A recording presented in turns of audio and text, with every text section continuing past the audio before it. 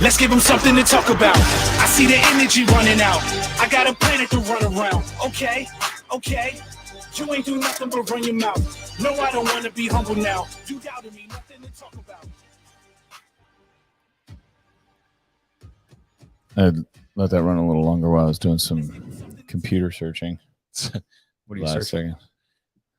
Got an idea and wanted to go dig deep for something? Yeah, I started going down a rabbit hole. Yeah. Oh, we're back. Yeah. Back to the grind. Yeah, welcome. Back to Cali. It's nice to be back. I arrived on Saturday at 1 o'clock. How long was your final drive?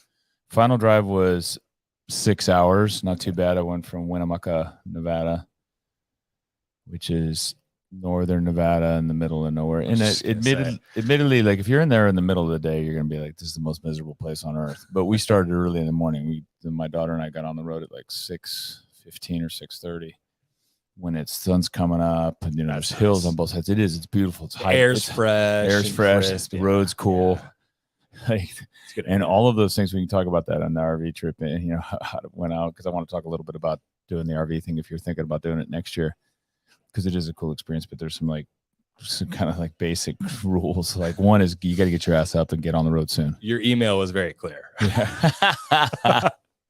Yeah, there's some pros and a lot of cons. Yeah. But I think it's definitely worth it. I mean, I hope that next year's games are in a place that we can do that. Yeah.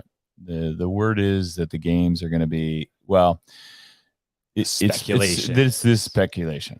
And it was in speculation based upon, some data. Someone pulled up Ken from Sherpa Works was able to pull up the RFP from Fort Worth, Texas. The bid proposal essentially to host the games. He got a hold of it, pulled it up. It's a good way to figure something out. Yeah. And he got a hold of it, and it essentially was a really good bid. Now, Fort Worth is appealing on a lot of levels. The first one being easy access airport wise, right? Yeah. Like Dallas Fort Worth, it just doesn't shut down. Like it's nonstop, and that's an issue. In Madison, for example, Yvonne flew out the Masters competition. Thank God she flew out an extra day early. Yeah, because she was 4 hours delayed. She didn't get in until midnight, and then on the way home, it was a 16-hour voyage home for like a 3.5 hour flight. Crazy, just matter because of the connections. Yeah. Anyway, so Dallas Fort Worth is direct from almost everywhere in the world. It's nonstop, international airport. So that's super appealing. Yeah. The other thing is it's straight down from Rogue. Like it's a straight shot down the freeway for Rogue. Easy transportation of equipment. And then, yes, Bruce Wayne says Texas. And then, sorry, that's all right. So then, straight shot for Rogue, easy to get to. And then Bill Henniger has a ranch in Texas. And he's a big fan of Texas. And Bill's obviously influential. Most significantly, though, is that Fort Worth's bid, according to Ken, and you can message him at whatever, you can find his Instagram. I'm not going to do that. It was a zero cost bid for CrossFit. So meaning zero cost, as in they have no overhead and with respect to the space, the rental of the space. Okay. Zero cost, because net zero cost, assuming a certain number of people come, because they give back, and this is common with cities now as they try to attract events, especially at that time of year in Fort Worth. That's not a super appealing time to go to Fort Worth. Super hot. Yeah, late summer can be really hot, but net zero because they give a percentage of the hotel room revenue back to the event sponsor or the event holder. And so essentially it was as you're coming in, and I've always thought this with respect to this business, because we have experience with this with the Grid League. Trying to secure large venues for Grid League events. And some of these things are really expensive. And then and they start to nitpick you with things like security. Well, we will. We need to have so many people manning the doors. Yeah, and they It's like and they charge us for security. It's like Pasadena. They had Yeah. like 4 people to 1 door, and it's like Yeah. you walk out and you're like, oh no, you got to dump your water out to come back in. It's like, Yeah. are you fucking kidding me? Yeah, and that's the security is dictated not by CrossFit. In our case, Grid League, it wasn't dictated by us. Yeah. It was dictated by them. And then you have to, in a lot of cases with these venues, you have to give a percentage of your ticket sales. And then here's the big one, where these guys make money. You give up these 2 things are the biggest things with these venues when they make these bids, these RFPs, is concessions, including alcohol. They like to control that, and it's very difficult to wrest control of the concessions from them. They want control of concessions because there's a great deal of money, especially with the alcohol. And then the last thing is parking. They want parking. They want parking. They want all the parking. Yeah, remember Yeah. remember we went to Haas Pavilion at California Berkeley. Yeah. 100% of parking was theirs. They got 100% parking. So all we got, and then they took a percentage because we were a kind of an unknown entity. We had to pay them a fee, and we had to give up a percentage of our ticket revenue. It was so expensive. But for an event like CrossFit, where they bring in tens of thousands of people now at a time and off time of year anyway. So Fort Worth apparently gave them a zero cost bid. That's huge. Because then it gives them an opportunity to make revenue through ticket sales and elsewhere. But the real appealing thing is Fort Worth's a cool town. Lots of restaurants, lots of hotels. That town was rebuilt about 20 years ago after they had a tornado rip through there, and they did an unbelievable job. It has a real strong Western theme. It's home to the largest cattle auction in the country. Oh wow! It is home to the largest rodeo in the country, an annual rodeo that they host there. They have terrific RV facilities there because people pull in with horse trailers and they stay in their horse trailers. So they have electric water and dump stations, by the way. If you read my email this week, you'll know how important it is. I had to laugh out loud when you're at the end of that one comment, the sandals. Yeah. Oh yeah, dude. I'll tell that story in a minute. So Fort Worth, and they have a new Dickies Arena, which is where they host the rodeo, and it's about the same size as the Legion Center, and it's air conditioned, it's indoors, it's beautiful. It's fair. It's all their facilities there, the convention center, the Dickies Arena, the Stockade, all that shit is new. It's beautiful. They also have like a pool. Yeah, Pool that's track or something. Yeah, that I cannot validate Okay. at their convention center whether they do or not. But there's certainly enough facilities there. Anyway, so Fort Worth is likely. Yeah. Is what I've been told is the most likely. Dallas was another spot. Dallas too, was in the original bids that were put out. That the original one, and that was a full indoor. So Yeah. I remember talking with somebody. They said they had a full track, and that was pool inside. I understand that was turned down. That's what I heard. Again, these are total rumors. Speculation. Yeah. Don't go put this on the internet. Craig Howard said it's going to be. This isn't a place for facts. Right now. Let me embarrass myself on Twitter and on Instagram. Somebody's gonna clip this apart because I'm pretty good at Craig that. said. Oh, I'm pretty good at that anyway. What the hell? I'm 60, so it's like everything I'm like, oh, fuck it. I'm only on this planet, 25, 35 more years. It doesn't make that much of a difference. Fuck it.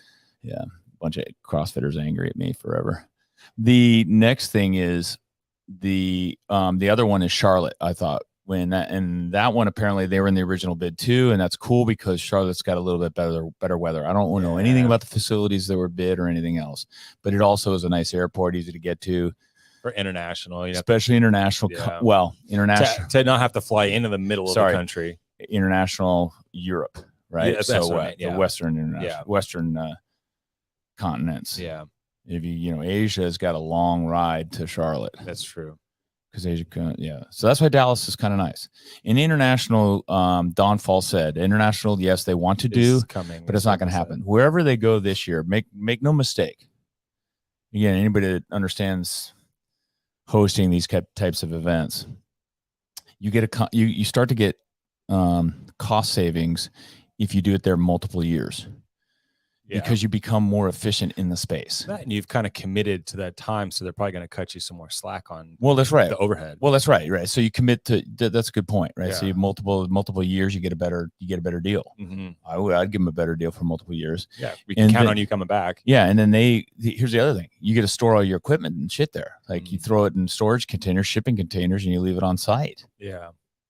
and that's huge savings. Like having to rather have to stop, pack that stuff up, move it somewhere, unpack it, all that bullshit. Especially if they have the Rogue Invitational in Right. Texas again too. It's like, well, let's just pull some of this stuff back over. Yeah. If what's interesting is you could go down to Castro's ranch. Remember we went down there and then and I went in, he goes, hey, I need a weight vest because we were doing this ruck down there. It was at the Fitness Freedom event. Okay.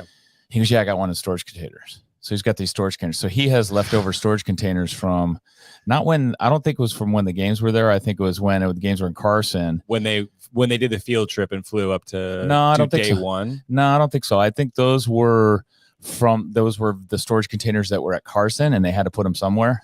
Oh, I see what you mean. Yeah. Oh, so like the equipment that was Yes. originally. Oh, shit. Oh yeah. So you go. Yeah, I stepped into this shipping container. I'm like, holy shit. Did he still have a Bob there? Oh yeah, he's got Bobs there. Yeah, one of the 6-person Bobs. yeah, he's got. I think he has 2 Bobs there. But anyway, he's got just racks of weight vests and but he's real particular. He's like, make sure when you're done with that, you put that back. He in the same spot. Yeah, where it Dave's was. one of those guys. Like the ranch can look cluttered up, but he knows where everything is. Yeah, I guarantee he knows. there's where a everything is. home for everything. Yeah, he was very particular. Like, mean, I remember after we did, Tim Dimmel and I from CrossFit Palo Alto did it. We had the vests on, and I remember him telling me, "Hey, make sure you put that back." And I was like, "Wow, okay." There's like 100 vests in there. Don't Like, walk off with it. yeah. And I feel like at the end of the night, like he's going in there, kind of eyeballing them and looking at them and going, "Okay, yeah, everybody put their vest back." Went reviewed a picture. Yeah, of what it and you go looked in the like shipping beforehand. container. It's just I mean, it's semi-organized, but it's like there's a lot of shit. It's in like there. the shipping container we had on the side yard. But I would know. My garage is kind of like that. It's organized, but there's a lot of stuff in there, and I would know if something's You know missing. where it is. Yeah. Yeah, I know where shit is. Yeah. He knows where everything is. We are way off topic just to start. So This is what happens when we don't have a guest on. we huh? have all this stuff written on the board, and we talk, and we're like, okay, we're gonna go in this order. There's no way we can. Now it's just like visually checking it off as we go through. So we talked about the location of the games. You know what? Let's go into the Masters a little bit too. Yeah, because that could also impact maybe potentially what the ticket sales look like for the games. Yeah, and let's do some total bullshit speculation on the teams with an M. Teams, what's going to happen to them? So, Did you hear something? No, this is what I think though. Oh, okay. Right. So this is kind of like one of those. If it was me, Yeah. and this is not going to be popular. But okay, first of all, let's start with the Masters. Maybe not popular in the beginning. Yeah. Well, of course. I mean, give it time, and everybody will be mad at it. So, the Masters or age groups are cumbersome for CrossFit and cumbersome for the media team, as they demonstrated so effectively. Yeah, but it's again, you think about it, you're in your mind. And let me see if I can give a good analogy here. Sivan would have one rolling off his tongue in a brilliant analogy, but I'm going to give you one. You're going to a wedding for a royal wedding, right? You've thought about this thing's going to be the most amazing wedding in the world. You're going into the royal wedding. 2 days before, some like lower level plebe in the royal family is getting married as well. And all of the event people are being tasked with taking care of both situations. Yeah. And then all the friends and family of these lower level royal family people are all upset because they didn't get the same coverage as the fucking royal family, the king and queen. The king did marrying his queen. You know what I mean? It's like It's a pretty good analogy. yeah. It's like, we're mad that they didn't show the entire parade down this. They didn't get to do the whole parade down the street like the Yeah. the king and the new queen of England. It would be. It's literally the same thing. Yeah. Yes, it's important. The Masters are amazing, and I talked to a lot of them. I have been a competitive Masters athlete. My wife competed. And it's amazing, and it's very personal for us. I think it's also a perfect example of what the human body can do, even regardless of age. Sure. Sure. It's a huge time for people of age to demonstrate what's capable. 100% of people agree with you. Yes. Nobody disagrees with you on that. That's the thing about Masters. Like, Yes. no one disagrees with you. Do you want to sit down and watch it for 4 hours a day? No fucking way. The And stands would show that. Yes. And my argument to the Masters fans that are all upset about the coverage is, I sat in that stadium for multiple events, and I would come in for 1 or 2 age groups before so I could get a seat in the very, very front row.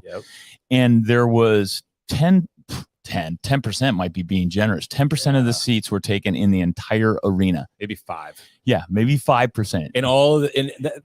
Maybe I wouldn't even say 10%, but maybe like 8% in the lower Well, level. and here's what they would do. Sitting in a high. And here's what they would do too. So that people would come in, and we all kind of knew each other from the different age groups.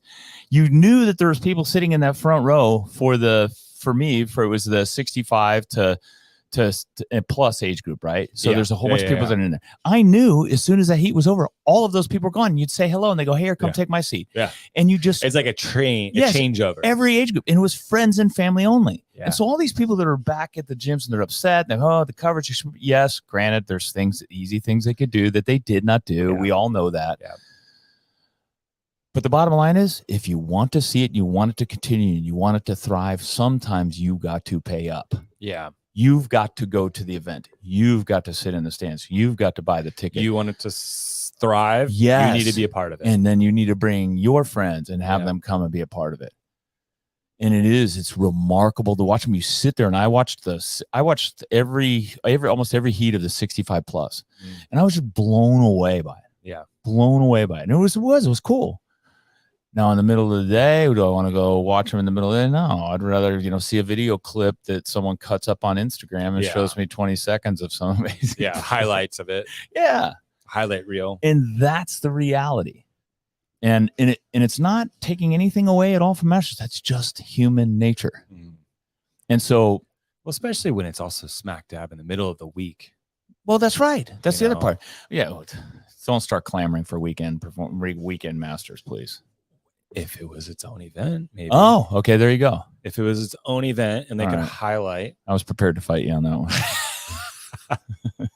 No, because ultimately this year versus last year, I thought this year was great because it was separate. Yeah, we could enjoy. And I know Yvonne appreciated it too, because then she could hang out and watch the individuals. The individuals after, right? Yeah. The warm up area wasn't outrageously overwhelmed because you didn't have teams, individuals, age group, just like adaptive athletes all going on at the same time. Right.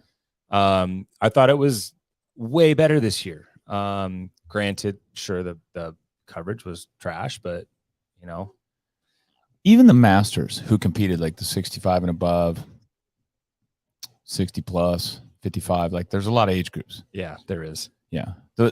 The athletes that finished the events didn't get cleaned up, cover up, and come back and sit in the stands and watch the younger age groups. Even they don't want to watch them. That's a good point. Like it's because but then again, they're going back to it's participatory. Yeah, it is a participatory sport, and yes, your spouses and everything else almost throw down. Yes, and so outsourcing it is. And I said they should have done this a long time, but I didn't say they should outsource it. But I said that they should run it as a separate event somewhere else. Yeah. And that way you can get your own dedicated media crew that's passionate about it. You can get the event people that are running it that are passionate about it and make it amazing. You could essentially maybe even have more people compete in it because it's not a massive You could massive undertaking with the individuals and the teams going on at the same time. It needs to be at least 20, maybe 30 people. What a difference maker if it was 30 people. From a scoring perspective. Yes, from a scoring perspective. Huge difference. Right. From a spectating standpoint, you're watching a lot of people in that same age group. Oh shit, that's right. But ultimately, I think that the age group and just that format is just outdated. Like it worked at one point when they were trying to bring in make it more exclusive to be in that to participate in the age group in the games. Having to go through the opening, the quarters, the semifinals. But the fact that they never really updated the scoring system when you have 10 people competing like that, I still can't understand why they wouldn't change that. Yeah. Z scores or something like that. Yeah. Well, some kind of a performance-based scoring system versus what they do with 40 people. Yeah. That's a good point. It's just not, it doesn't work. Right. Well, and so the word is that they're outsourcing it to Legends. That's what the rumor is. Again, it sounds like a pretty decent rumor, and it sounds like it sounds reasonable because it's like that's the thing I think all of us would be happy about. Yeah. And I told Yvonne, who's just got done competing, and I told her that I had heard that. She's like, great. Yeah. She needs to be. And I was like, oh shit, I didn't expect that. I thought she'd be a little bit upset. Keep in mind, if CrossFit outsourcing, they're not going to give it away. No, well, I would hope not. No, of course not. I would hope they would still call it the CrossFit Games Legend. Like Yes. it needs to be part. Like it needs to be the games, Yes. right? Of course. It's Be because it's different weekend. No, Could it's be a different event. CrossFit knows it's worth something. Yeah. It's that name and having CrossFit Games champions, Masters Yeah. champions, that means something. Yeah. So that's worth money. So I'm certain that it'll be some sort of license. They wouldn't do it unless they were licensing it. I mean, we've talked about this before. It's something that needs to happen in the Yes. evolution of the sport. From the age group to the individuals to the teams. There needs to be some bit of an update on all of that. You know, Right. I remember in 13 was my last year competing on the team before Froning qualified and went team. The games as a team in 2012-13 was literally sideshows comparison to the individuals. Like we had one little 10, the individuals had a massive 10. Yeah, so you moved on to teams? I'm just using this as an example of Okay. like All right. the differences in what the experience is like. You know, you can Right. tell like you're the opening act. Yeah. Right. You are. But when 15 came around and Froning went on to the team, then we started getting a little bit more notoriety. Like we started going to the swims, you know, things like that. Like different programming came up. Well, opportunities. It became an opportunity. Well, it became more of a draw for the media. And so Yes. therefore, you know, there's more inclusion and it became more significant as soon as Froning switched over. And then Noah and Chandler are saying they're Talking going to about do a team. going to the team. Yeah. Let's transition into teams because I have some thoughts on that too. And I'm going to quote someone that has been in it a long time at Diablo, and he was, you know, ran our competition program here for a couple of years, was captain or team and manager, if you will, who said nobody cares about teams. And you say, oh, well, of course people care about teams. And what he means by that is the fans don't care about teams, the fans in general. Mhm. Certainly affiliates. Like if Yeah. you know, Diablo's had a team at the games many, many years. Yeah. I should know that number right off the top of my head, but I don't. But anyway, we've It's like had 6 times. Yeah, 6 times. We've had Six. Jamie's been on it 4 I've been on times. it 4 times, and there Yeah. was 2 teams prior to me. But we understand this to be true. This is a competition. It's participatory. My affiliate is competing with another affiliate. And it was really painful for us when they started going to super teams because it's Yeah. like, okay, well, what is this going to be? Doing the super teams was for CrossFit chasing the shiny object, thinking that super teams would be more of a fan draw. And in their defense, testing that model Mm-hmm. was a reasonable thing to do. Yeah. So let's see if we allow super teams, can we get more of a fan draw? And the reality is, and if you watch YouTube views, I mean, all you have to do is look at YouTube views of Yeah. like individual events versus team the events. Team events. It falls off a fucking cliff. Yeah. And people because we don't know who the athletes are, we kind of don't understand the events. I think that's the hard part is Well, there's sure. so many people out there and it's like, well, you're doing what while they do what? It's just Right. It becomes it's Logistically, one of those tough. components of a sport, of making a sport enticing, and there's like 6 or 7 rules, and one of those rules is just needs to be, you need to easily understand it, and you need to, in Castro's, actually I've heard him say this, you need to get up out of your chair, walk away from it, go get a hot dog and a beer, come back. you know where you're at. Yeah, well, actually, now you need to go get like a paleo salad in a Go get a acai bowl. yeah, yeah, go get an acai bowl. Acai bowl. Yeah, in a O2, and then come back to your seat and understand what's going on, Yeah. and pick up who's winning or who's not winning. Yeah, you know exactly And that's where very, they're at. very difficult with teams. Yeah. You know, that was something that Gridley tried to crack the code on, and I know, It was pretty good. well, damn it, it was amazing. It was really good. I know it was amazing. So that's and if you look up on and this is one of the reasons, by the way, that CrossFit has the rep count on the leaderboard. Mhm. On the video On the display, videos, video yeah. broadcast, Yeah. because that draws the fans in so they can see who's winning. It's important to know who's winning when, so you can become part of the competition and Mhm. cheer and celebrate, you know, who's ahead or who's not. Yeah. Way, Builds the excitement. all the way Builds- back to teams. Builds the drama. If you're broadcasting teams, you're setting up for teams, think about the number, and then think about the number of bodies, right? So you got what, 30 teams On the floor. 30 Yeah. no, just in general, 30 Okay. teams. Okay. 4 athletes. Yep. So then now you got 120 more bodies on site that you have to deal with. Yep. That's bathrooms, facilities, training facilities, that's equipment, that's warm up area, like all of that shit. Like the size of just the size of requirement for your event, like cost of gear and apparel. Yeah, uniforms. The size of your facilities doesn't double. That's true, right? It's 3 times larger, 4 times larger. Like hosting an event for 40 of the top athletes, of 40 men and 40 women, that's right. That's, what is it? 80, right? Yeah. And instantly now you add another 120. Yeah. You've instantly more than doubled the size of your requirements for the event. So you can cut your cost dramatically. So the question is, what happens to teams? So this is entirely speculation because I haven't heard anything about it. And I think that's going to be the next shoe to drop. Affiliates like having teams. Our athletes like, participating in team events. They want to, try to make it to semifinals as a team. Our fans love it when we have a team. We had a team down there this year. It was awesome. It's cool and it's fun to watch as an affiliate. It's fun to support people within your gym that are moving on to the next level. Yes. So the question is then, what is if CrossFit's got a set cost, because a lot of this has to do with budget management. Yeah, you want to make the CrossFit. We all, I don't care who you are. If you think you can go out and get sponsors, they just need to get more sponsors. Literally, shut the fuck up. Jamie's done it. I've done it. We've tried to do all that for Grid League, and it's not an easy thing to do. No. And we've tried to do it for even local comps. Like and then getting them to commit and then getting them to pay. Yeah. And then understanding all the metrics that go behind it. You have to move to new CrossFit. At the level CrossFit's at, they have to move the needle. Someone pays big bucks to sponsor the CrossFit Games. They need to see results the following 30 days after that event happened. They need to see in certain regions, certain areas of the country, did sales increase? Yeah. What's the ROI on it all? Yes. What's the return on investment? Yeah. On if I'm going to give you this money, what's going to happen? That shit is hard.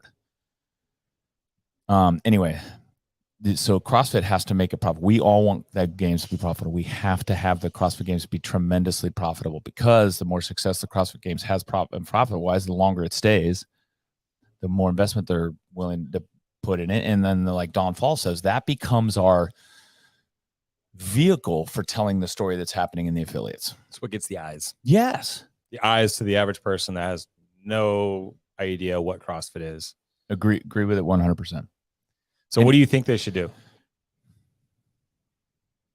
Good question. I hate dead air. Sorry about that. Go ahead. No. Yeah, you tell me yours, because I don't have anything formulated. Honestly, like, teams are close to me because I've always been on the team. Yes. I enjoy it because I get the chance to go and represent our community and everybody else that we train with. Here it's fun. Sure.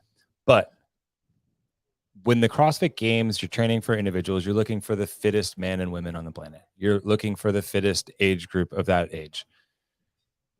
What the team is, it's not who's the fittest team. Right. And at one point it was like, who's the fittest affiliate? And the affiliate cup, that died with the super teams. And I know that they've brought it back in some capacity, but it's still not the fittest affiliate cup. You still have people gathering in an area and making super teams. It's not affiliate based. I agree. Oh, I know that. I know that for a fact. Yeah. It's always been like that. Yeah, I know. But what they've said now is you just have to do the open workouts with them, and you have to do not the open. You have to do the workout quarterfinals, facility, and semifinals at the facility. You don't have to be a member. You don't have to do anything. So it doesn't bring anything back into the fittest affiliate. It's not the fittest. I think what it needs to do is they need to just scratch it and rebuild it as a team event where they're allowed to have some form of substitutions, whether it be in the event or, hey, we're going to play so-and-so for this event, so we can save so-and-so for this event. Back in so what you're suggesting is more team strategy. Exactly. More strategy available. Not just straight fitness. In 12, 13, there was, in 14 also, you had 2 events for regionals. I'll just refer to regionals. You had 2 events per day. One of those events would have maybe 2 people competing, guy and girl. The other event would have all 6. The next day, you would have 4 people competing in one, and you couldn't have the other 2 that did the same thing the day prior. So having the ability to kind of pick and choose who you're going to play, it just opens up so much more room for, strategy, which then brings excitement into the sport.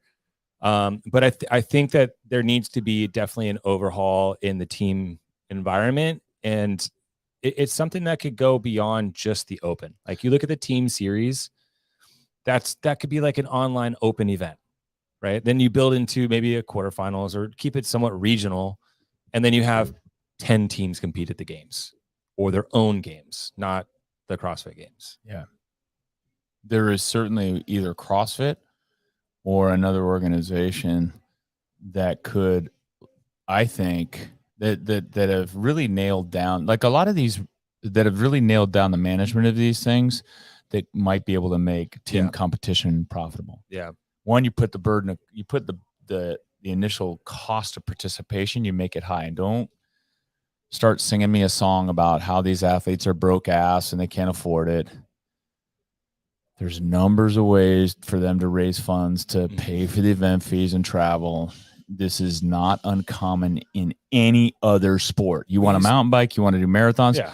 Holy shit. Remember we did that Spartan race? We did, the Diablo went out and did the Spartan race. And it was I was just blown away, how efficiently they run those things. Yeah. Crazy. 10,000 people through in a day. Yeah, it's wild. Kind of thing. It's wild. Really great experience. And I felt like it was a small event, but it wasn't. It was massive. But here's one of the things I noticed. There were people walking around with, all their medals, and you could get, if you do keep doing events, you can make a full circle. But then there are these guys who were walking around with these pizza plates, pizza pans. Remember those? Yeah. And I'm like, what's that? And the guy's like, I did, I don't know, like 50 races or 25 races this year or something like that. Or I've done my 100th race. And my first thought is, that's impressive, dude. Like, really cool that you've done that. My second thought was, as I walked away from him, was, how much did that fucking cost? Right. Sure, you got the experience, but you had to pay for every entry fee. He had to go every entry fee. And then he had to travel. Yeah. Right. Guy was flying all over to do these things. Oh, and I realized, like, you literally bought that pizza pan. That's like a $10,000 pizza pan at a minimum. And that's okay. Yeah. That's his cool hobby. Yep. We all do that. I remember when my dog got run over, it was horrible. And I took him in to get him to get surgery. And my dog was 9 years old. And I'm vacillating back and forth. Like, the surgery is going to be $6,000. I was like, I can't. Like, I go, and I told my vet, I go, is it wrong for me to think, like, I love this dog? And he goes, well, let me give you some perspective. He goes, I'm a weekend triathlete. I do an event, maybe 2 events a year. I just bought myself a $10,000 carbon fiber carbon fiber bike. And he goes, and that thing's not going to be at my door wagging its tail saying hello to me. And I was like, oh, dude, exactly. That was the sales pitch of the century. I was like, done.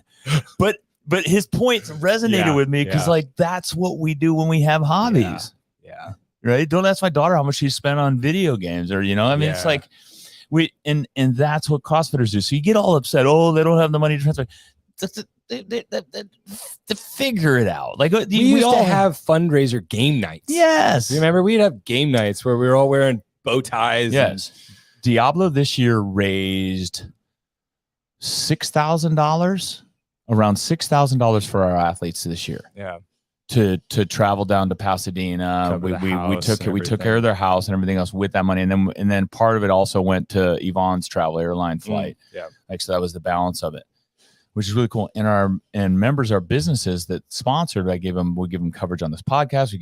We put them on our website. We put them on our Facebook group. We put them a banner in the gym. Like, it's all like, they're eager to help and support. Like, there's ways to do this stuff. Again, we got way off topic, but talking about teams, I agree. You want CrossFit Games to have the greatest coverage and the greatest attention and really celebrate that. You allow that event team that's managing the CrossFit Games just to focus on the top 40 men and women in the world, making that event special for 4 days, Thursday, Friday, Saturday, Sunday. Boom, that's it. Unbelievable event. You're going to get more people there because people aren't going to be starting. Oh, I got to go to the games. I got to go on Monday because the event starts a whole Tuesday. week. No. Boom. You start Thursday through Sunday. The event team has been there since Sunday. They haven't been distracted by all these old people complaining to them all week long. So they're exhausted by the time the I don't want to say the real athletes, but the younger athletes show up. Like the fittest of the fittest. The event team is fresh. The judges, you got less judges there, and they're the best judges. And even just from a financial standpoint, like having to rent out the space, having to man and bring in all the equipment. Media coverage. Let's talk about media coverage. So media coverage for the teams. But think about that. Here's what, I know what the issue is. One, you got all these TV trucks, right? Those are really expensive to rent. Those are like $50,000-$60,000 a day per truck. Then you got all the guys out there, and if you go over a certain number of hours, a lot of these guys are union. Like some of these things, these people you hire, it depends upon. So you're paying overtime. Yeah, so you got to pay overtime for these guys, and that's that was probably related to the Masters issue why they cut coverage there.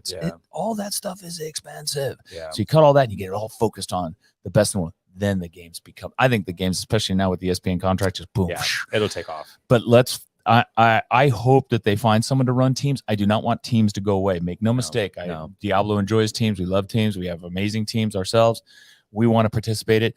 I don't care who's running it as long as it's a good event. Yeah. And our athletes will pay up and we'll raise the funds to send them there wherever it is. Except Europe. Or Asia. They're on their own. Yeah. You can if you're really good at editing and you want to undermine our podcast entirely, just take the clips. Just take the clips and post them, and you'll put us, and you'll end us. I'm going to get rid of that PR. They're too big of a competition. Let's take some snippets that really offended people. These guys hate teams. They hate Masters. So controversial. So controversial. Anyway, we've gone like 40 minutes and we've covered like 2 items that we were going to cover. Kind of 2, maybe like 1.5. This always happens, but that was a fun conversation. Anyway, so we've solved all of CrossFit's problems with respect to the games. Yeah, this is what they should be doing to fix it. Since we're on games, stay on games. We'll get to the other stuff we want. I do want to get to the phoning topic because that's a cool one. But I want to talk about the results of the games and like who they are. And this one's going to be another good one. I thought of this one this morning when I was on my walk, and I probably shouldn't think of things like this. The Noble was at the games and they brought gear in, and one of the things that some athletes noticed is some of the gear was the same gear as last year. Oh, really? Yeah, same gear and same color. And that's okay. I understand you got a lot of inventory of that stuff, and it's nice. It's already been branded. Make no mistakes. It's already been branded. Make no mistake. It's really nice stuff, right? So, but some of it was the same stuff, but the color theme was kind of the same too. Mm-hmm.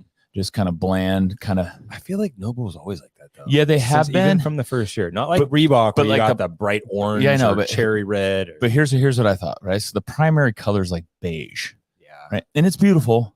It's beautiful beige. Yeah. But it's beige, right? It's not flashy. It's not.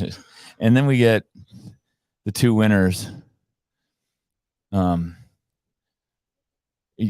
Jeff Adler and Laura Horvath, and all I thought was beige.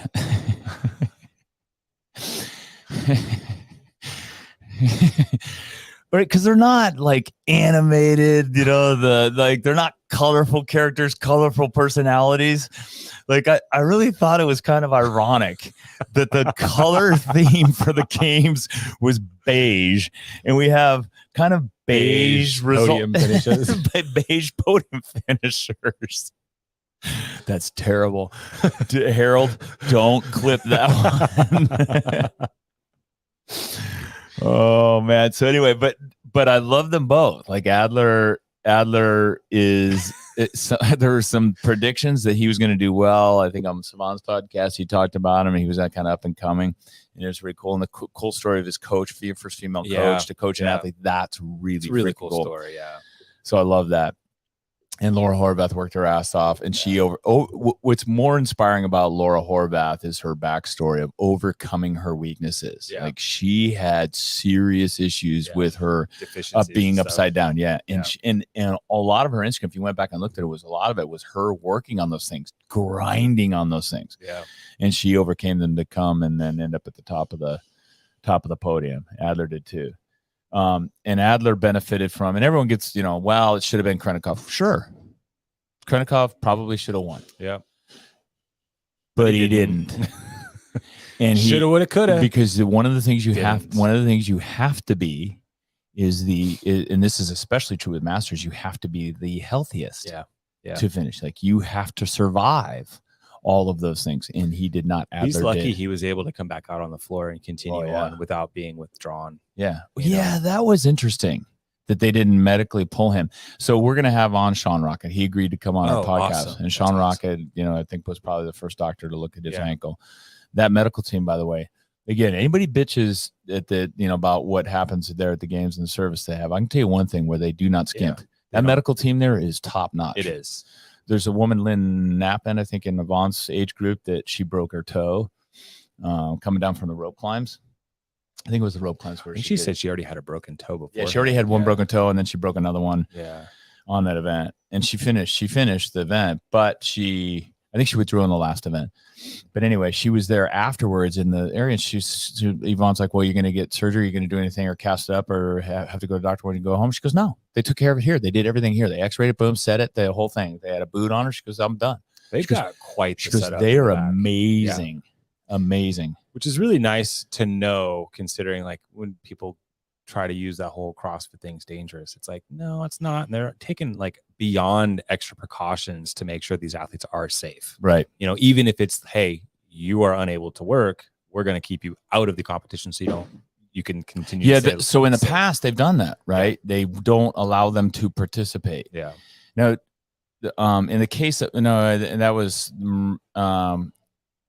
Miranda. I was gonna say you're for Miranda's knee. Yeah, Miranda Alcaraz and her knee. Like she was told she had to, withdraw, and they withdrew because she competed with the torn anterior cruciate. That was long-term a damage. Team event. I know. Everybody had to do something. Where that's right. Krennikov, he was a sole person, and it wasn't like he couldn't squat below parallel. Right. I mean, he went out there and did fucking double unders single leg. Foot, yeah. Like he still did the workout as it was prescribed. And it ended up saving him a shit ton of money. Yeah. Like he withdraws, he gets what, $7,000 they said. Yeah. Versus 35 if he wherever he would have fallen to. Yeah, but he ended up third. I know, which is incredible. Yeah. So that's a significant amount of money. So I'm sure it was financial as well. But anyway, and he didn't further damage himself. He did enough. He did the minimum work requirements that needed to be done. So that was cool. All the way back to Adler. He deserved what he got. He's an amazing guy. Yeah. And he's going to be tough to beat because he's just, what he reminds me of? He's just one of those kind of head down grindy guys. Mm-hmm. That's my perception of him. Is when you see what he's done too in the last year, like that, he was one of my picks to win it. Okay. It was Medeiros, Krennikov, and then Adler. It's a good time to mention the Heat One app, now available on Apple and it's a perfect time. Google Play. And he was one of my higher picks on the top 10. And it was due to the fact that like he had put in a lot of work over this last offseason, winning the ruck at the Rogue Invitational. Yeah. Oh, that's right. And having the strength, like those, like when you start seeing those two areas combined, that's a good sign. Yeah, that's a good sign, right? Yeah. Good strength and then able to win an endurance event. Yeah. You get those two combinations. Yep. So I'm going to jump off topic a little bit on this. So that was awesome, Jeff. Congratulations. Congratulations to your coach. I listened to the Justin Medeiros. He does he does like a video log. I thought that was really cool that they did that. I'm almost wondering if that was. Well, it's going to be a regular thing. Is it? Yeah. They said that they were going to make it like a blog or vlog thing out of it. But I'm almost wondering if Adam maybe had any kind of insight or kind of, hey, why don't you put this out there? Because coming back from something, he's already had such a huge spotlight on him. 2 times games returning, favored to win, and then kind of has a really rough first day.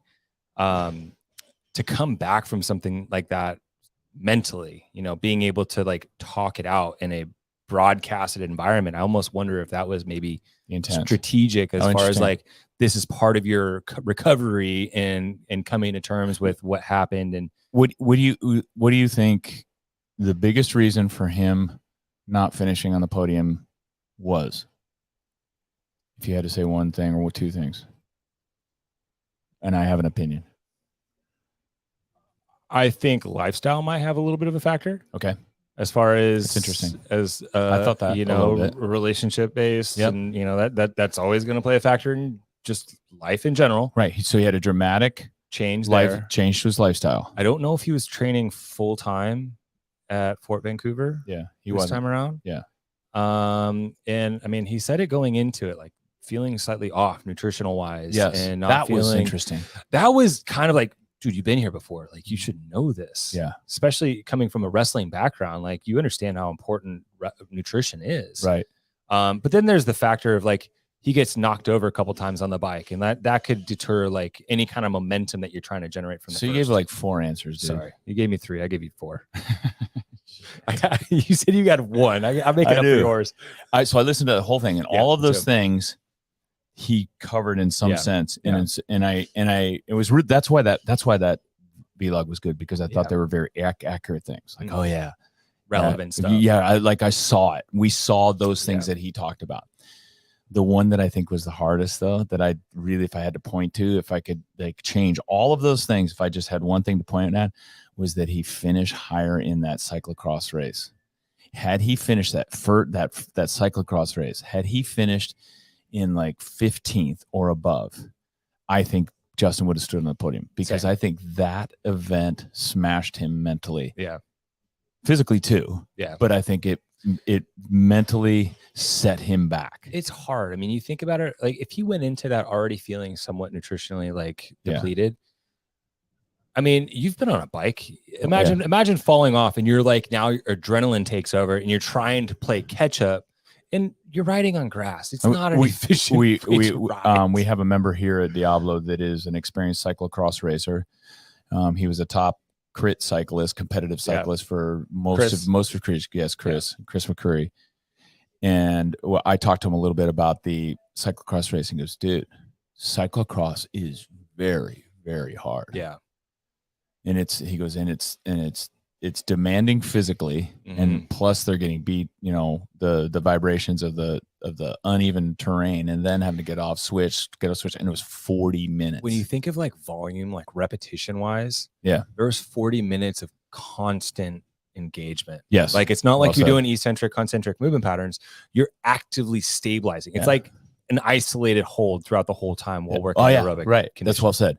So that I think was the number one thing. Had he finished in 15th or higher, I think Justin would have had enough confidence, like he could overcome all the other stuff. But and by the way, watch that. So I don't know, just on YouTube, just type Justin Medeiros, his podcast will come up. Watch that one, because it was really good, really introspective. Yeah. And so was Ellie Turner's commentary too. Yeah. She was really good as well, to give you some perspective on her experience. I almost wonder if Adam kind of encouraged that in a way to just, as a coach, like here's one way you can overcome so you're not in your head for future. Good point. Because now he said, like he said, I can come back as an underdog again. Yeah. It's cool. So we talked about Adler, we talked about Laura. I did want to mention, and we talked about Krennikov. Amazing. Like that was by the way, that was a seminal moment of the games. I thought who doesn't love Roman Krennikov? Well, after everything that he's been through, just to try to compete at the games. Yeah. And then like he's out there. And I feel like he's just getting robbed every time, because like for 3 or 4 years he couldn't even get to the country to compete. That's when he was unbelievable. Yeah. He's so damn charming. Yeah. And anyway, so the other one of my favorites and one of my picks was Ariel Lowen. Ariel Lowen, yeah. And here's a mama too that last year went to the games kind of on a whim. She did semifinals. She qualified semifinals, and she said she was classic. And she said, I wanted to go to the semifinals so I could get the sign so she could hang it up in her gym. And then she ended up making the games last year. And then she came back this year and she's standing on the podium with 2 kids. So everybody talks about, the moms. She has 2 kids? She has 2 kids. Oh, shit. She's a remarkable woman. Yeah. Her podcast, by the way, if you get a chance, I would go listen to her podcast with Savan. Oh yeah. And not Yeah. to pump up Savan any more than he needs to be pumped up. But that podcast is particularly good because she's just very revealing, talks about her lifestyle, talks about her husband, talks about what they do, where they live, the property they have, and taking their dogs and her family. Like, she sounds just like A regular person. yes, she sounds like an average Jane. Not somebody who's revolving their life around Yes, training and totally. nutrition. And It's so she's raising a awesome. family. And she's terrifically humble. Yeah, Like, she doesn't. It's so cool. it is. I think that was another big win for the CrossFit Games. Yes. As far as like Oh, yeah. being able to highlight, Yeah. you know, just, I don't want to say normal person. 'Cause, Right. You know, she's the second fittest person on the Right. planet. She's third very fittest person yeah. on the In my planet. mind, she's very unbeige. Yeah. So, thanks, Ariel. Yeah. Then next, we talked to Phillies for 2024. We talked about Masters, and then Rogue Invitational's coming up. So the next big competition is the Rogue Invitational, and that's cool. And that is these athletes get invited. No, they basically invite the top of the leaderboard. It's like the top leaderboard, then they backfill a little bit. And they run a great event in Austin, Texas. Mhm. Texas again. Yeah, there's Rogue a does. theme. The theme. You know, Austin could be a good town too to do it in. Yeah. Although the only issue with Austin, I think, is the travel too, because it's usually connected. Is it another one of those? Yeah, it's an international airport, but it's not Not a real major big international airport. Yeah. So in the airport's beautiful and it's nice and everything, but I think Fort Worth is just much easier, way more direct flights. Mhm. Which isn't far from No. Austin. No, though. here's what I was going to say. This is a good transition into to change the subject. It's if it is Fort Worth, and that's probably why I'm talking about it so much, is because I kind of want it to be. One, I Yeah. love Texas. I Yeah. lived there for 6 years with Yvonne and my daughter. My daughter was born just out across the border in Leesville, Louisiana, but she was raised in Texas first 5 years of her life, or 3 years of her life. And then we moved to California and ruined her. But anyway, Texas is an amazing place, and so I kind of want to go there. But here's what's cool from an RV perspective: it's closer than Madison, Wisconsin. Yeah, Yeah, I know. It's like Especially Charlotte. yeah. Whoa, yeah. I could way rather Yeah, Texas than Charlotte. If we're doing RV at Charlotte, and I want to talk about the RV Yeah. experience overall, because the RV experience is really cool. If you're going to go to the games, you really want to get into the games, do the RV Yeah. experience. It will take you back to Aroma's time when we're all together in the Yeah. dirt lots. But the Texas is like, it's a 15, 16 hour drive total, and it's so doable. It's it's hot as hell because you got to come across New Mexico, Arizona, Yeah. and then into West Texas, Texas, and cross like you said, yeah. cross West Texas, like crossing 3 states, just takes forever. Yeah. Like, when is a sagebrush going to end? But it's great country, God's country down there. But anyway, but they have great facilities. So from an RVing perspective, it's awesome. Yeah. Right, it's great. And then there's tons of RV rental down there. If you want to rent RVs, there's a zillion different places. Yeah. I actually owned an RV rental business in Austin, Texas. In Austin. Yeah, in Austin, not in Dallas. But I knew my counterpart, was good friends with my counterpart that owned it in Dallas. Got it. So you got to it's hook kind up of a if it's there, franchise. and you can. Well, yeah. So there's all kinds. Are promo codes coming Yeah. out soon? Yeah, I do not own that business anymore. As a matter of fact, I don't think those businesses are around anymore. All those online services took them over. Anyway, coming back to that, RV experience is cool, but it is work. Like, so, my daughter and I, on the way out, we plan to see, I don't want to just drive out to the games, I'm not that guy that can sit 15 hours behind a wheel. I've got to break it up. And so the best way to break it up is to stop at the national parks or cool venues or sites, or stop and see friends, which we did all of that. And it's an amazing experience, but make no mistake, if you're going to, and I saw Matt Schendeldecker pop on, and he'll tell you our RVing is work. You're getting up in the morning, you're packing up your house to drive down the road. You're literally packing up your house, like all the stuff that's comfortable to make. You look at these guys, you pull up in an RV park and they've got these amazing setups, and you're like, that is cool. Like the big fifth wheelers. Oh and yeah, stuff. big fifth wheels or the big buses, but they got the nice setup, the awnings out, the chairs out, the tables. They got outside TVs, they got outside cook kitchens like pulled out from the thing, and it's amazing. You're like, holy crap, that's like nicer than home. Oh, many of them are nicer than your house. Yeah. And it's just like outdoor camping, right? Yeah. Okay.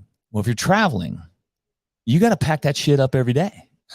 Put it away, lock it up, make sure it doesn't move around. Everything's got to be clean. You can't leave your grill unclean. Like, did you pull everything out every no stop? So you learn, like, you get efficient on the way back, man. It's just like literally, like, I didn't pull anything out. Like, here's a chair, we can sit outside for a minute. That's it. I had one chair readily available. Oh yeah, a cup of coffee, boom, we're on the road. You gotta go. Like, you adapt. Yeah. But you go to the games and you put out the ground cover, you put out the thing, and then you get 7 days later, you got to pack it all back up. And that day of pack up, like, it took us a good half a day. Yeah. Yeah. You guys were working on that one. Oh yeah. And I'm helping Matt load up his trailer. I swear I helped. Oh, well, you helped move the trailer so we could load it easily. And all of that stuff, you got to make everything packed up. So you got to be prepared. RVing is not complete rest and relaxation. Yeah. You come back from an RV trip and you're a little spent, mentally and physically. Mm-hmm. It is an awesome experience. Like, coming out in the morning, especially if you stay for a couple of days, like we stayed 2 days in Zions and we stayed 2 days in Breckenridge. That's awesome.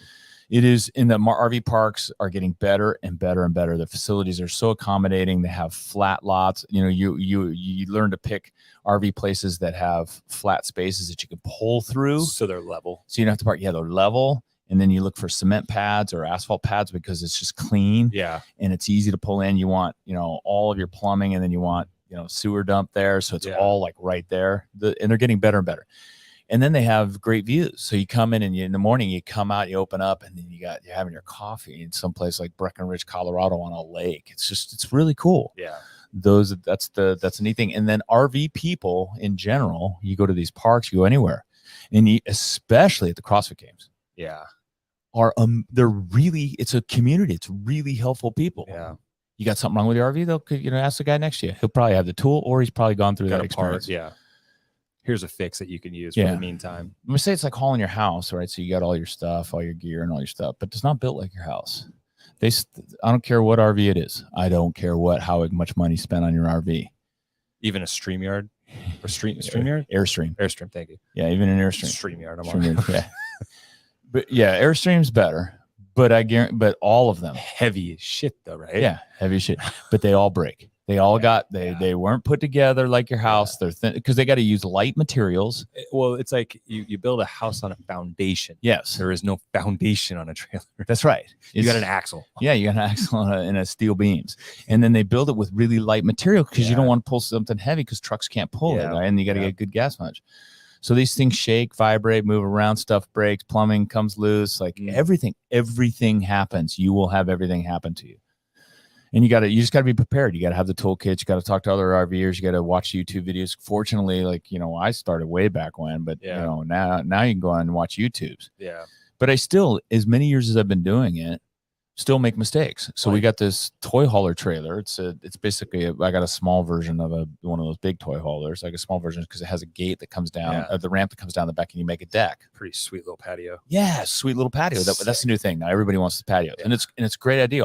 Some guy with a toy hauler said, "Hey, why don't we just cable this off and make it a deck? Stop it here instead of all the way across." Yeah, Brilliant. Literally, that's how decks came on RVs, right? So then they put fences in around them. It's really cool. Anyway.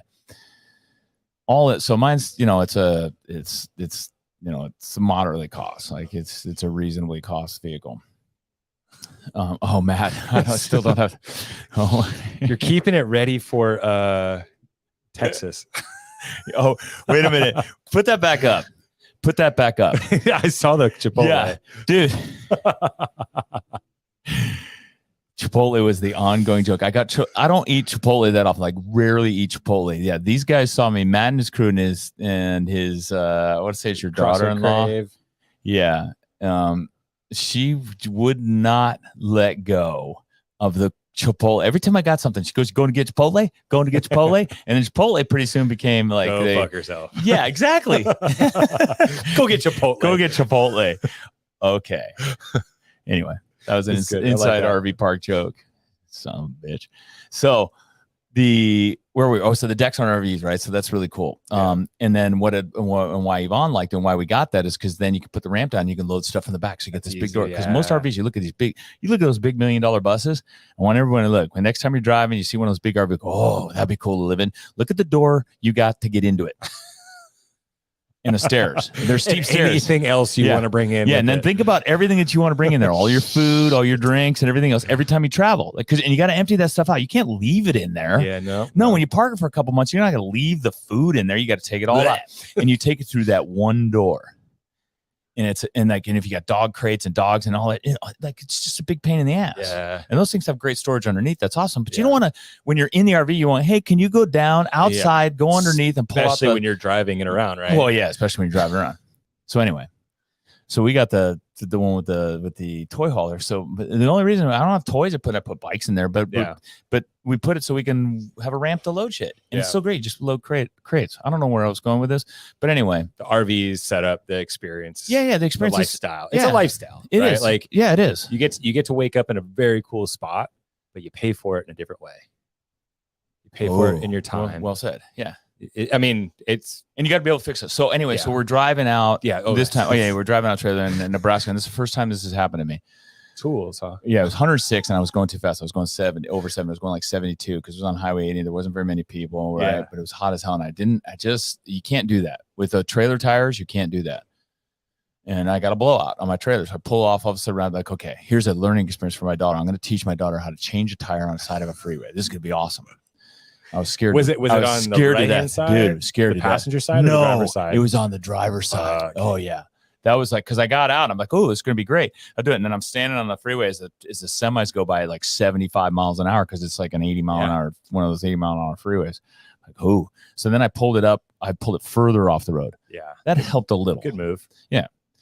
So I'm like, okay, now where's the stuff? Okay, so I remember seeing, I know this trailer has a spare tire. It's underneath. Like, okay, cool. How do I get that down? Ooh, it needs a wrench. Where's the wrench? Go scour the trailer. And when it's 106 degrees outside and you're outside unpacking all your shit on the side of the road. There's no air conditioning happening. It's just stale air. Dude, I was just melting out there. Melting. And then I'm pulling out the manual for the RV and like there's no lug wrench.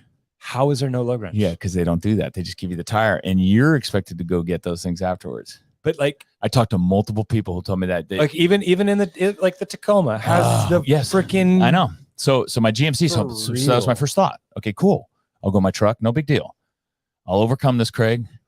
You do this. We only spent 20 minutes in the 106-degree heat scouring the trailer and reading manuals and everything else, sweating, cussing, swearing. My daughter got to learn. It was a great experience for Alana. Yeah, a great experience. Yeah, she learned how to to stay far away from me in those types of situations. So we get so I go in my truck. I'm like, okay, cool. So now I got to take shit because you got the truck all packed up for traveling for long hours. So it's got a bunch of shit in it, right? And I got my daughter's little dog. I want to say my daughter's little dog, but it is our dog, little Chihuahua. We get that outside, and I get in. I pull out the stuff, and I'm like, okay, cool. And I get that all out, and I go out there and I set it out on the side of the road. I set it out, and then I get my orange vest on because I don't want to get run over. I want someone to at least see me before they run me over. And I get the wrench and I pull out the lug wrench. First thing I want to do is lug wrench. I'm like, cool, it's got a pump jack, so I can use that. No big deal. Jack it up too already? No, I didn't jack it up. Okay. Because you got to loosen the bolts before you jack it up. Oh, that's right. Yeah. Go to put the lug wrench on it. Doesn't fit. It's too big. Fuck. Yeah, at that point I literally just threw a temper tantrum right there on the side of the road. So I get like, okay, I got all this stuff out, and I hate when stuff's out, and then you got to put it back, but you've done nothing. You've moved the needle zero on the dial. Just time. Yeah, so I get back, and just time went by. And that's what you start thinking about, like, oh, now I'm going to arrive at my destination at this time. Yep. Get back in the car, calm down. I go, okay, cool. I go, Alana, text your mom and ask her what our roadside assistance number is. And I was literally like, I was thinking I'm a failure in my daughter's eyes. She's kind of rolling her eyes. Why would it? She's thinking, what, it didn't work. So she was able to text her, and then I'm like, okay, I have zero cell service. Like we were able, the fact that we're your cell service sucks, by the way. Well, yeah, AT&T is terrible. In Midwest, AT&T works great. Right, Alana was able to get a message off. Yeah, she got a message off, but that's it. And then we couldn't. And so then I'm trying to pull up internet, any type of service or anything. I was trying to she gave us Yvonne gave us the Progressive The insurance roadside number yeah, so we yeah, could yeah. contact Progressive. I can't even get internet. Can't even get I'm like, oh no. And Did you so pull out the Musk?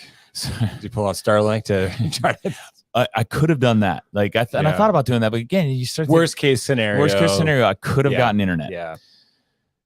Alana goes, hey, that looks like down the road about a mile. She goes, that looks like an exit because we were on 80 and there was nothing. Yeah. And I go, no, it's not. She goes, and then she goes, and she got On the Google map. Maps. And she goes, it's an exit. I go, okay, To where? fuck it. Yeah, because so there's on this one, Still got a wheel. it's a double axle. You still got It's one. double axle. I got one wheel. I go, I'm doing it. And I looked at the tire was already ruined anyway. Yeah. Yeah. You're not. And- You're not. You're And not. I go, saving and I got the in and RAM got or Alana. I go, we're driving down to that exit. Hold on that side of the road. Emergency hazards on, but I just cruise. I go, it may take us half an hour. I go, I don't care. I'm getting off this freeway. anything. Yeah. Fortunately, we did. As soon as I got off the freeway, 100% like cell service, like everything. You Well, just had to move. roadside assistance. I just had to move. So I solved that problem. Was this the same day that the battery died? No, it was after the battery died. That was in Breckenridge, Colorado. That was another thing that died. So you don't want your trailer battery, the one to die The completely. house power. Yeah, it doesn't even. Yeah, because even if you're plugged in, like stuff Yeah. doesn't work. Because Yeah. it what the plugging in does, it just it gives you juice to power the battery, and that runs your RV. All these things you learn Yeah. the hard way. Anyway, get back to all the way back to what Jamie Lee said, and then the one thing you got to deal with in the RV parks is dumping your tanks. Your Every ish. morning, you Dumping your ish. yeah, you don't want to carry all the water, all the gray water you use from It's showers extra and everything weight. else. It's extra weight. Yeah, you Yeah. want to get rid of this because Yeah, that's yeah. weight on the tires and everything Yep. else, and the gas mileage, and everything else. And then the other thing is the black tank, which is your toilet. And that process is not like it's not a real like super efficient process. Like it's like unplug like steps, release the valve, everything else, and you get it out of order, and you'll do like I did in Yosemite last year or Yellowstone Park in the evening. Did you where do it's that getting last dark. year? Yeah, last year Was that like- on the way to the games last It year? was on the way back. Oh, even better. Yeah, even back. Standing there, and I didn't. And don't do it in your sandals, and always have rubber gloves. And I didn't have either of those. Shit. Literally dumped the black tank. Literally just came open, nothing connected.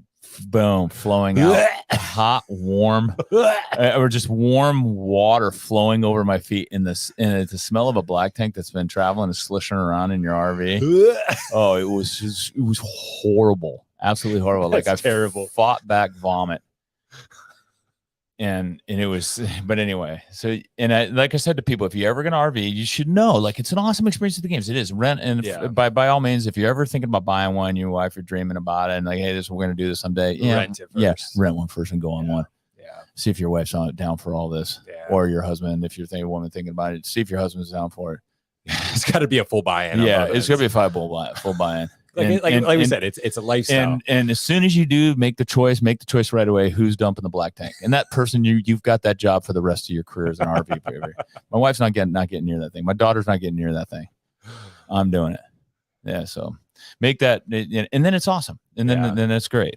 And yeah, Christy and I, we've talked about because we definitely want to RV and go to wherever the games is, hoping that it's in Texas. We Yeah. have to drive all the way out to freaking Charlottesville. Yeah. Charlotte. But we've always had a lot of talk. I mean, we've borrowed my parents' pop-up trailer and really enjoy it, but needing something a little bit you bigger. need something bigger. 2 kids. And with a toilet, like that's the one thing. It's like, well, Yeah. then you got to deal with that. But No, if you're remote, then in it's RV a places too. huge plus. What's nice about RV parks is they have showers. Yeah. They have usually have really nice facilities, bathrooms and Yeah. showers. And I'll use those just because it's kind of crowded in the RV. It's tight. less on Yeah. the trailer. too. Yvonne won't. Yvonne Yeah. and my daughter, boom, they're in the RV. Well, that was the cool thing about the games this year was, this last year I was in a hotel, so I had to commute to the games, find parking, get out, and then to go back to the hotel. I had to go back out and then deal with the traffic to get out. This year, just walk in and out of the RV. Oh my center. God. It was amazing. No, that really is It's for the amazing games. experience. You're staying in the park with other CrossFitters. Everybody's got there's you 4 wake or up in 5 the morning. There's people running, Yeah, doing there's- kettlebell swings. Yeah, there's workouts people that are going working out, and there's facilities like and CrossFit Crave. Matt Schindeldecker brings a whole rig, Yep. and people come and work out. You hang out, you're shooting the shit, talking CrossFit, and then when you want to go watch an event, Just walk right in. 5 minutes early, you just walk right into the event Yeah. from the back doors. It's And they had that's a so whole convenient. bunch of showers too. So Yeah. that was also kind of nice. Oh, yeah, not have to do that. Yeah, And the there's- CrossFit Games yeah. brought like really nice portable showers Yeah. and nice bathrooms. Yeah, Though not enough of them, but it was still No. cool. yeah. There's plenty of showers, not enough toilets. Yeah, no toilets. So anyway, it's an awesome experience and really second to none. So just the first time you do it, rent, decide if this is something you want to do before you. And I'm hoping that this is going to be something that we can continue on with the next game. Yes, Like, I really hope so. This is one of those things I don't want to go away. I don't want the Yeah. RV process to go away. Yeah. I was a little bummed at the semifinals we couldn't do that, Mhm. and I get it. You know, you Well, get- if it is a spot, will we have another OG party? oh yeah, that's Sick. people already been telling me OG party's happening that's an annual event. Yeah, that's awesome. It is, and we'll be hosting it. That's amazing. But anyway, so that's CrossFit Games, RV and the CrossFit Games. The last thing, well, we don't have to talk about this last thing. Actually, two more things. Do you got time? How's your time? I'm time. Because I want to talk about the CrossFit main site has opened up. The programming for Programming. the CrossFit main site is 2 week- changing 2-week intervals. 2-week intervals, and we can talk. I want to talk about that a little bit. Before we talk about that, though, I want to pull up. Do you have Instagram open? Can you pull up Rich Froning's?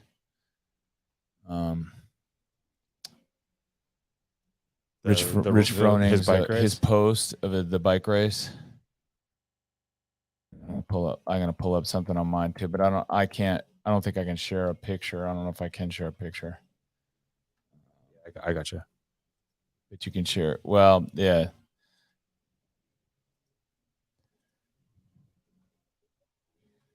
Oh yeah, there it is. So that top one? the top buckle? left. Yeah. So Rich Froning, and I don't know the whole backstory of why he decided to do this.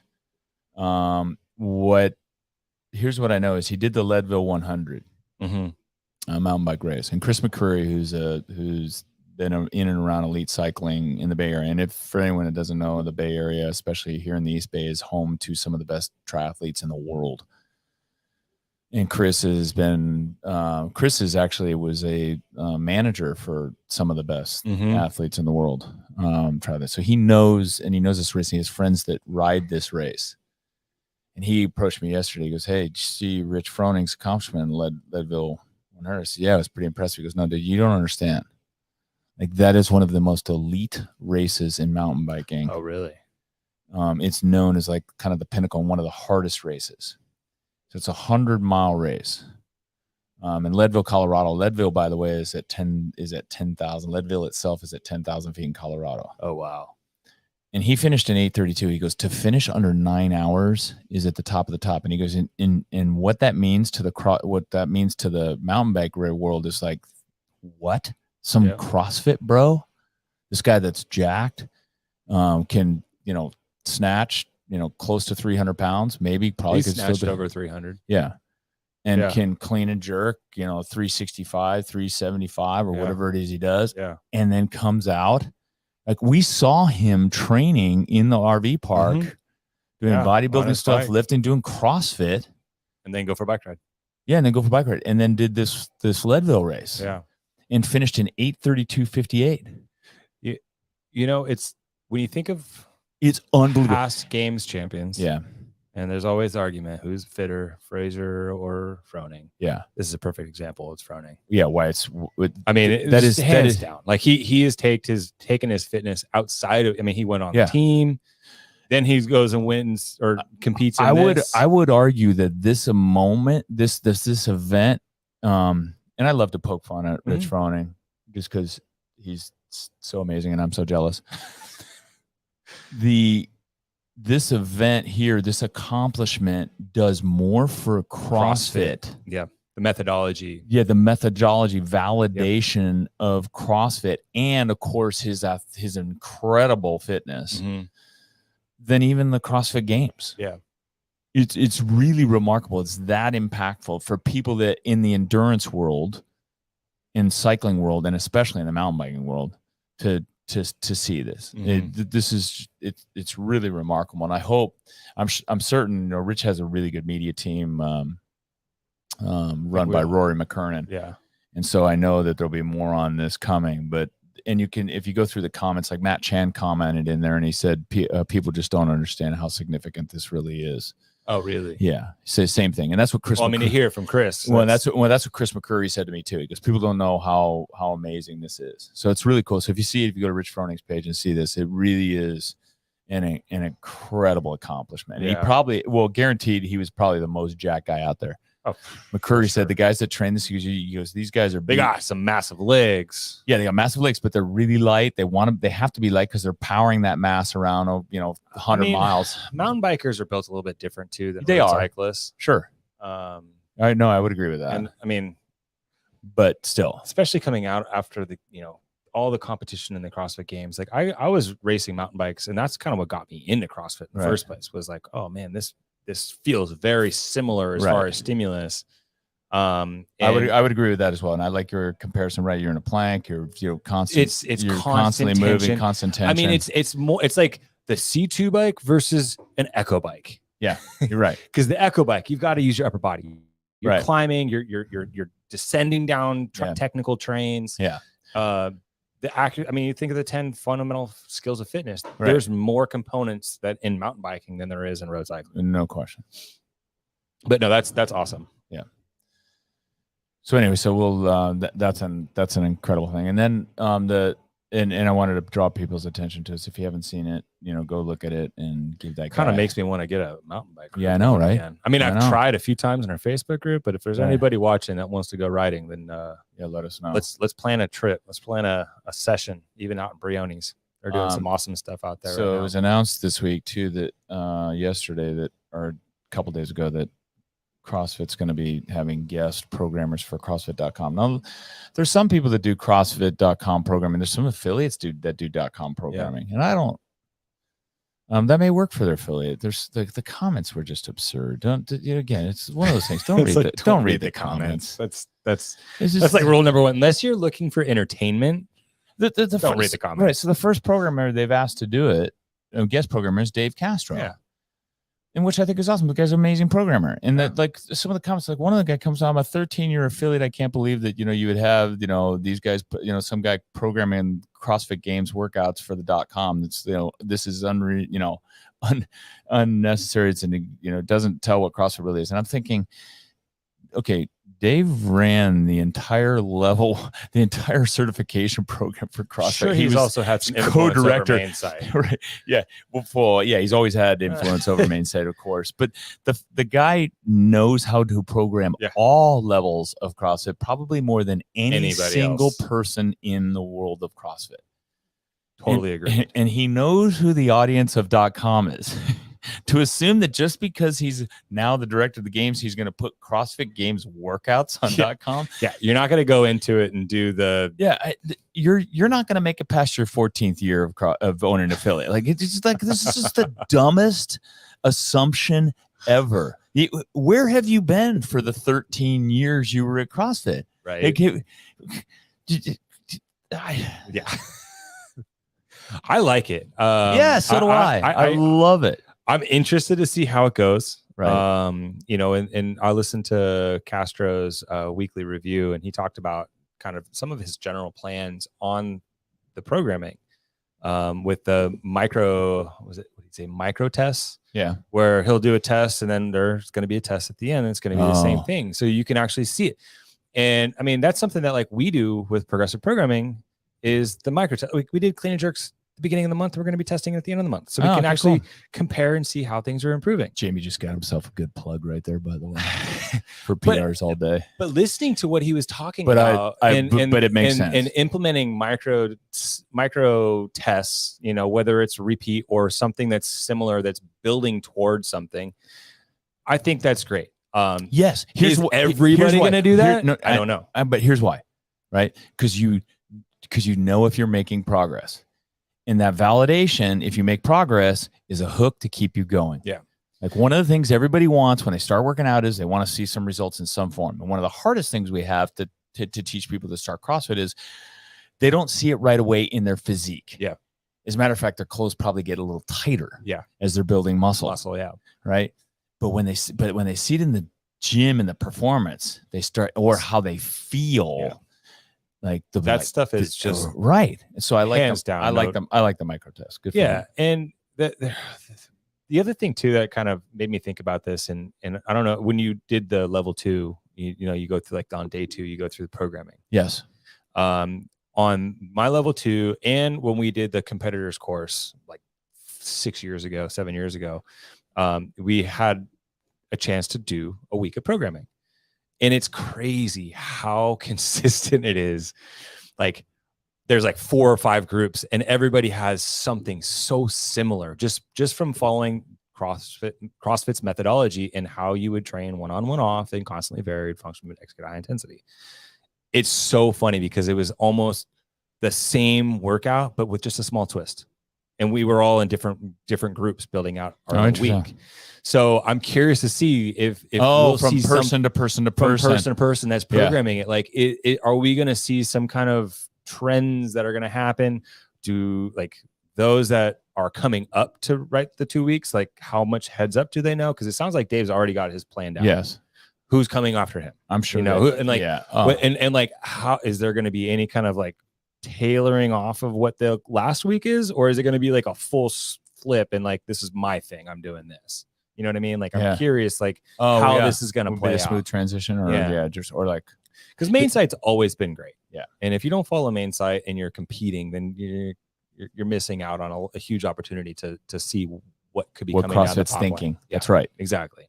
I started CrossFit with the main site. Yeah. Doing main site workouts. And it was phenomenal. Yeah. Great experience. And I had to scale quite a lot. I think that's probably where a lot of affiliates kind of run into issues, is they aren't prepared to make certain adjustments. Yeah. You know, like when you got a swim that shows up, you know, like something that you just don't have the ability to do. How do you adjust? How do you modify? How do you scale it? What's nice on the main site, of course, is they give you scaling as well on there. And they didn't back in my day. When I first started, like one of the trainers at the gym that I was working at, hey, you would do this workout with me? I'm like, yeah, sure. What are we doing? He's like, well, we're going to do these things called thrusters and pull-ups. 21 reps the first round, 15 the 9. Ran. And I was like, oh, that was a good workout. It reminded me a lot of like a downhill run. So I started following main site, and it's like trying to decipher the terminology, the everything else that's going on there. It seems like they're working to bring a lot of that stuff back, you know, between like the commenting and the message board. I like where we're headed with it. And Casper talks a little bit about that in his weekly review, which is cool. Yeah, good. I'll put that in my email this week too, and I'll watch it today too as well. Yeah. So watch it. Wait, by the way, if you're not listening to that or not watching that, I think that his week review really gives you good insight, because look, Castro's talking to Don Fall frequently. Castro's talking to Nicole Carroll frequently. Castro's talking to Adrian Bosman frequently. Like he's talking to all the powers that be all the time. And he comes on and he has a 25 to 30 minute discussion in front of the camera. It's not super, sexy or anything. Like, it's just kind of, it's good information. It's just straight up good information. Yeah. Find it, Dave Castro, and then follow, and then watch it, Sunday evenings or Mondays, and you'll get it. You'll stay in touch with what's happening across it. Yeah. Okay. I think that's all the stuff we have written on the board. I don't know that there's any more speculation. It's about all we can cover this week. Next week we'll have a guest on. I think what we'll try and do is get Sean Rocket on. He doesn't know. Awesome. He doesn't know yet. He doesn't know yet that next week will be his week, because I think that'd be fun to talk to him and I want to get stories. Yeah. He probably won't be. HIPAA prevents him from like naming names, which is fine, but it still kind of paints a picture of what the experience is like. Yeah, but see, I'll kind of pin him into corners and paint him into a corner, and then he'll have to give so much data. I'll figure out who it is, and then I can release the information. It'll be fun. So we'll make it fun. Anyway, you guys, thanks for tuning in. And I'm going to go get Chipotle. Till next time. Till next time.